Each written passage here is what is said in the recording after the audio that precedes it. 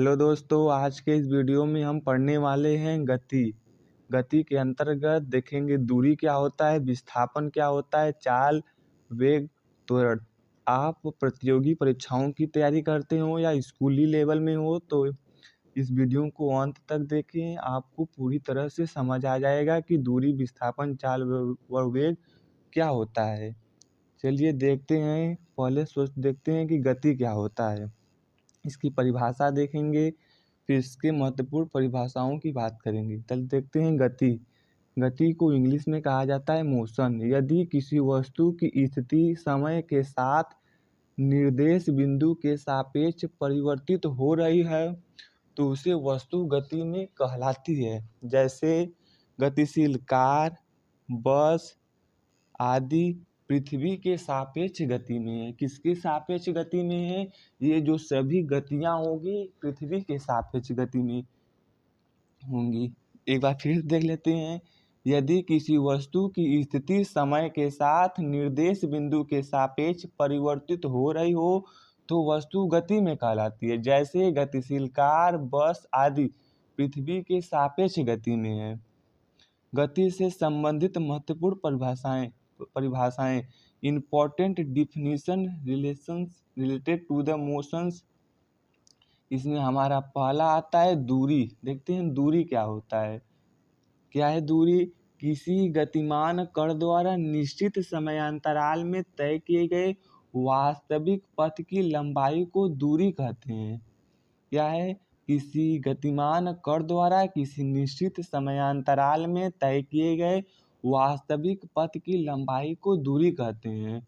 दूरी एक अदिश राशि है। कैसी राशि दूरी है? दूरी एक अदिश राशि है तथा इसका मात्रक मीटर होता है। मैंने पिछले वीडियो में बताया हुआ है कि अदिश व सदिश राशियाँ क्या होती हैं। उसी प्रकार जो दूरी है, दूरी एक कैसी राशि है? एक अदिश राशि है और इसका मात्रक मीटर होता है।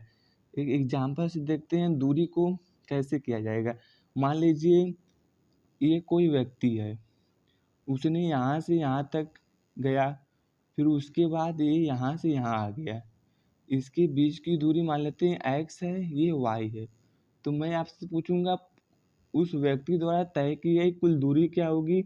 तो आप कह देंगे x दूरी यहाँ से यहाँ तय किया, y दूरी यहाँ से यहाँ तय किया। तो कुल दूरी हो जाएगी x प्लस वाई। तो कुल दूरी कितनी हो जाएगी? x plus y. यही कुल दूरी कहलाती है।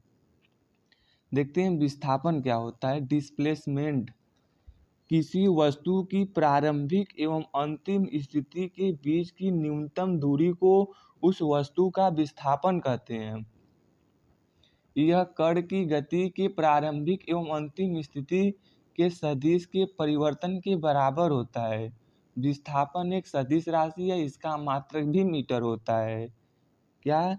जो विस्थापन होता है वह प्रारंभिक और अंतिम स्थिति के बीच की न्यूनतम दूरी के बराबर होता है और यह एक सदिश राशि है, इसका मात्रक मीटर होता है। इसको भी समझते हैं विस्थापन को। जैसे देखिए मैंने ये ऐसे था, फिर यहाँ से ये x दूरी तय किया कोई व्यक्ति, ये y दूरी तय किया। ये होता है प्रारंभिक बिंदु, ये होता है अंतिम बिंदु। ऐसे गति किया है ये वस्तु, यहाँ से यहाँ गया, फिर यहाँ से यहाँ घूम गया। तो मैं आपसे पूछ लूँ कि कुल दूरी कितनी होगी? तो कुल दूरी x प्लस वाई। और इसके बाद विस्थापन जो होगा प्रारंभिक और अंतिम स्थिति के बीच की, यही न्यूनतम दूरी ही विस्थापन कहलाती है।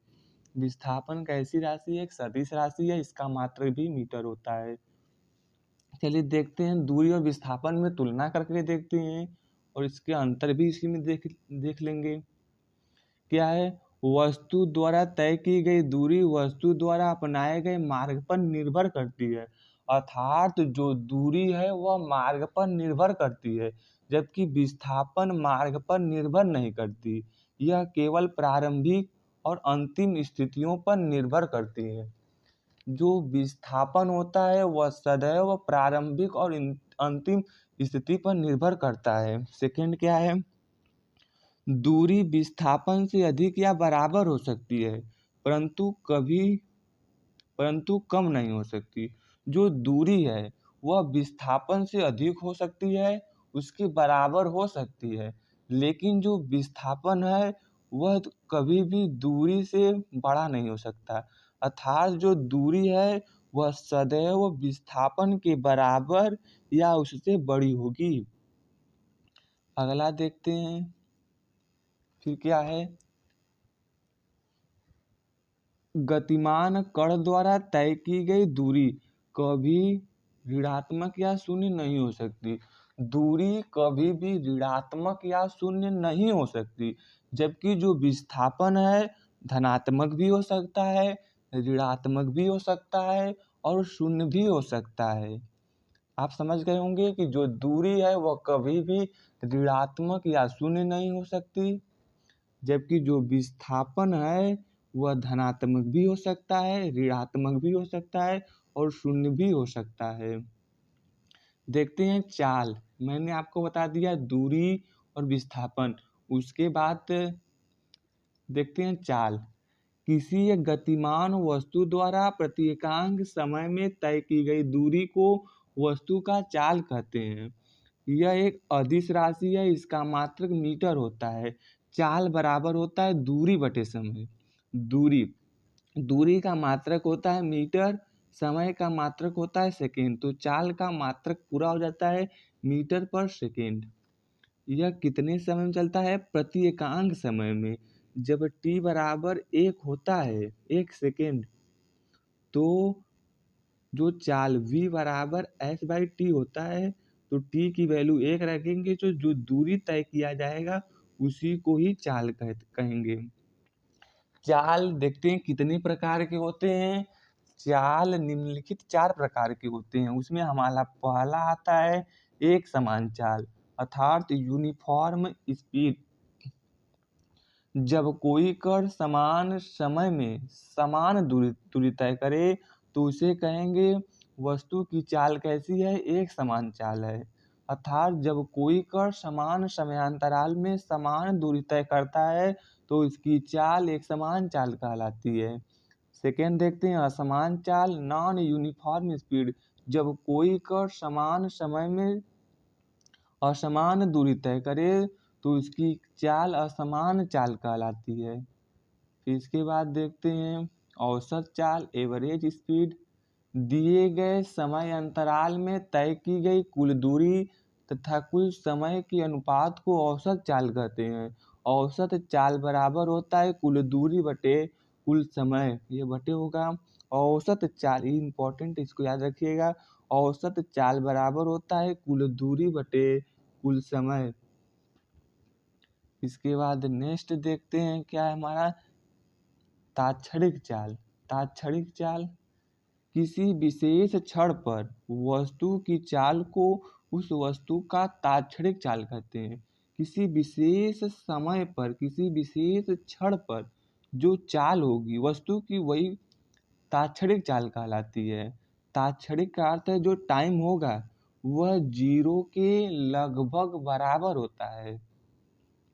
क्या होगा? तात्क्षणिक चाल v बराबर limit delta t tends to 0 delta s by delta t equal to ds/dt।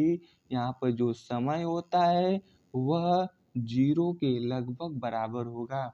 इसके बाद देखते हैं वेग, वेलोसिटी क्या होता है, इसकी परिभाषा जानते हैं, यह कितने प्रकार की होती है। देखते हैं इसकी परिभाषा।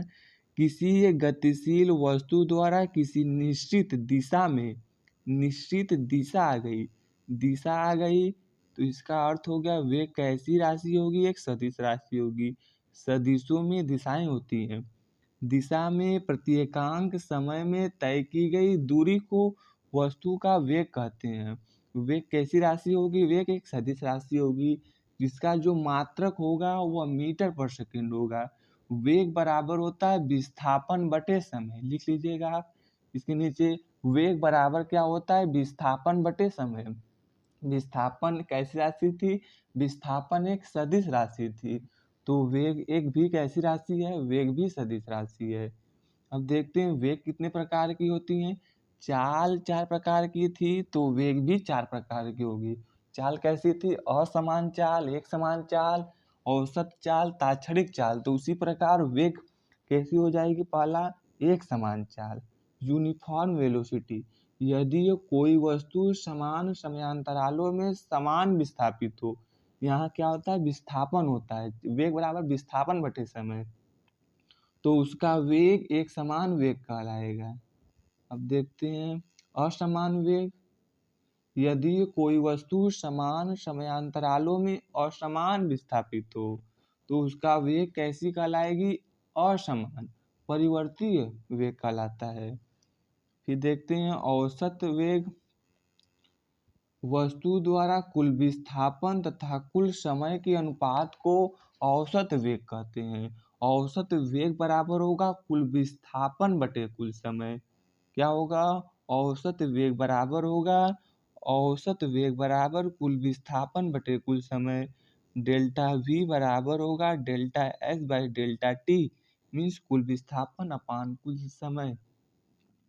देखते हैं ताक्षणिक वेग क्या होता है। वहां पर था ताक्षणिक चाल, तो इसमें ताक्षणिक वेग, किसी विशेष क्षण पर वस्तु का वेग उसका ताक्षणिक वेग कहलाता है।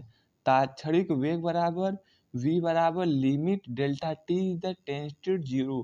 मैं बार बार कर रहा हूँ, जहाँ ताक्षणिक आएगा समय का मान 0 के लगभग बराबर हो जाएगा। Limit delta t is the tends to 0 delta s by delta t equal to d s by d t. ताक्षणिक वेग हो गया। आप देखते हैं त्वरण, एक्सेलरेशन, किसी वस्तु के वेग परिवर्तन की दर को त्वरण कहते हैं। त्वरण बराबर होता है वेग परिवर्तन बटे समयांतराल। त्वरण को कैसे लिखा जाता है? ए से लिखते हैं, स्मॉल ए से।